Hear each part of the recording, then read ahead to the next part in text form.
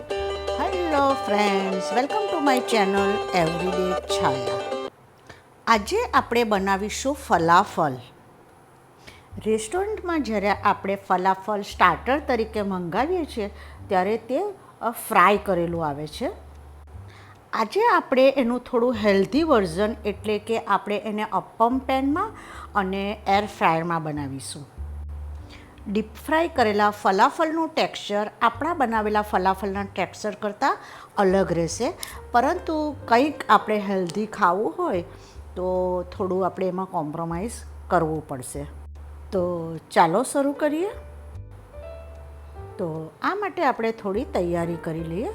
તો મેં અહીં એક મોટું બાઉલ જેટલા બાફેલા કાબુલી ચણા કે પછી છોલે ચણા લઈ લીધા છે. અહીં આપણે એક મીડિયમ સાઇઝનો કાંદાને કટ કરી લઈશું, 6 થી 7 લસણની કળીઓ, 2 થી 3 લીલા મરચાં, અડધું જેટલું લીંબુ, 1 ચમચી જેટલા આપણે શેકેલા તલ લઈ લઈશું સફેદ, અડધી ચમચી જેટલું વાટેલું રોસ્ટેડ જીરું લઈશું, થોડો મરીનો પાવડર લઈ લઈશું, થોડા બ્રેડ ક્રમ્સ લઈશું અને લીલા ધાણા લઈ લઈશું અને 1/4 ટીસ્પૂન જેટલો આપણે એમાં બેકિંગ સોડા લઈ લઈશું. હવે આપણે એક મિક્સર જાર લઈ લઈશું. તમારી પાસે જો ઇલેક્ટ્રિક ચોપર હોય તો તમે એનો પણ ઉપયોગ કરી શકો. મેં જ્યારે ચણાને બાફ્યા હતા ત્યારે તેમાં મેં થોડું મીઠું ઉમેરી દીધું હતું.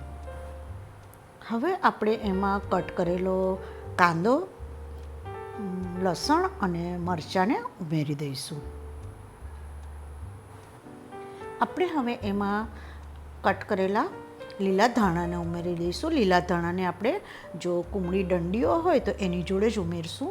હવે આપણે એમાં જીરાનો પાવડર ઉમેરી દઈશું અને થોડો એવો મરીનો પાવડર ઉમેરીશું. મરીના પાવડરથી એનો ટેસ્ટ ખૂબ સરસ આવે છે. મરીનો પાવડર ઉમેરવો એકદમ ઓપ્શનલ છે. હવે આપણે એમાં અડધા લીંબુનો રસ ઉમેરી દઈશું, જેનાથી આપણા જે ધાણાનો કલર છે તે એકદમ ગ્રીન રહેશે. આપણે હવે એમાં થોડું મીઠું ઉમેરી દઈશું. મેં પહેલેથી જ થોડું ઉમેર્યું હતું. હવે આપણે એમાં થોડું એવું પાણી ઉમેરી અને આપણે મિક્સરને ઓન ઓફ એવી રીતે કરતા જઈ અને એની આપણે અધકેચરી જેવી પેસ્ટ બનાવી લઈશું. આપણી પેસ્ટ એકદમ સ્મૂથ ન હોવી જોઈએ. આપણે હવે એને એક બાઉલમાં ટ્રાન્સફર કરી લઈશું. આપણે હવે એમાં શેકેલા તલ ઉમેરી દઈશું, 1/4 ટીસ્પૂન જેટલો બેકિંગ સોડા ઉમેરીશું અને લગભગ 2 થી 3 ચમચી જેટલો આપણે બ્રેડ ક્રમ્સ ઉમેરી લઈશું. તમારી પાસે બ્રેડ ક્રમ્સ ના હોય તો તમે એમાં મેંદો પણ ઉમેરી શકો. હવે આપણે એને બરાબર મિક્સ કરી અને આપણે એને બાઇન્ડ કરી જોઈશું.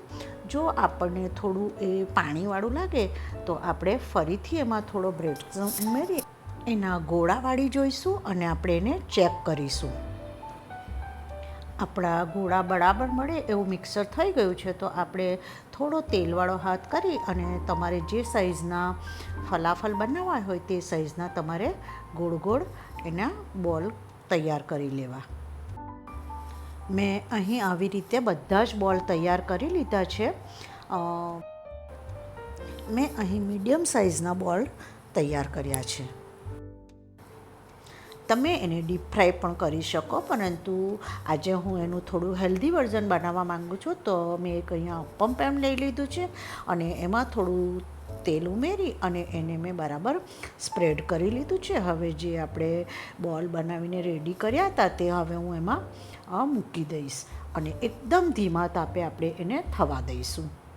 ફરીથી ઉપર થોડું તેલ આપણે ગ્રીસ કરી લઈશું, જેથી આપણા જે ફલાફલ છે તે એકદમ ગોલ્ડન બ્રાઉન અને સરસ બને. હવે હું થોડા ફલાફલને એર ફ્રાયરમાં કરીશ, જેથી મેં થોડું એના પર બધા બોલ પર ઓઇલ સ્પ્રેડ કરી અને પ્લેટમાં ગોઠવી અને હું એને એર ફ્રાય કરવા મૂકી દઈશ. આપણા એર ફ્રાયમાં ફલાફલ રેડી થાય ત્યાં સુધી આપણે અપ્પમ પેનના બોલને પણ ચેક કરી લઈશું. એ આપણા એ કૂક થવા આવી ગયા છે તો આપણે એને ધીરેથી એક સાઈડ ટર્ન કરી અને ઉપરથી થોડું એવું ઓઇલ ફરીથી આપણે મૂકી દઈશું.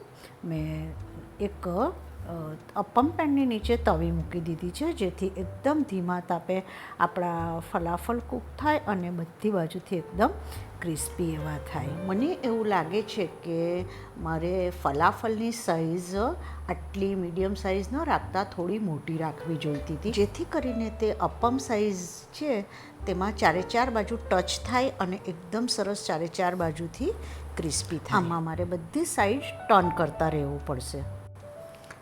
આપણે જે એર ફ્રાયરમાં ફલાફલ મૂક્યા હતા તે પણ આપણા સરસ થઈ ગયા છે. એનો કલર પણ એકદમ સરસ આવ્યો છે.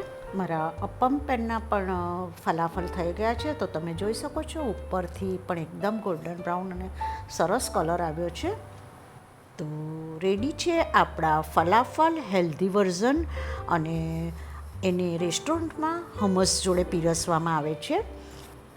અમે આજે એને ડિનરમાં ટોમેટો સૂપ જોડે એન્જોય કરીશું. કોઈ ગેસ્ટ આવવાના હોય કે કિટી પાર્ટી હોય તો તમે એને સ્ટાર્ટર તરીકે પણ સર્વ કરી શકો. Thank you for watching my channel. અને જો તમને મારી રેસિપીઓ ગમતી હોય તો please subscribe my channel. Like, share અને સબસ્ક્રાઈબ એકદમ ફ્રી છે.